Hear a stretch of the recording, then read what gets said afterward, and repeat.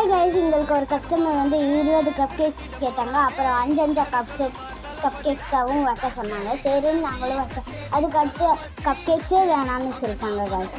இது ரொம்ப மனசு கஷ்டமாக இருந்துச்சு கைஸ். லைக்கும் சப்ஸ்கிரைபும் பண்ணுங்க கைஸ்.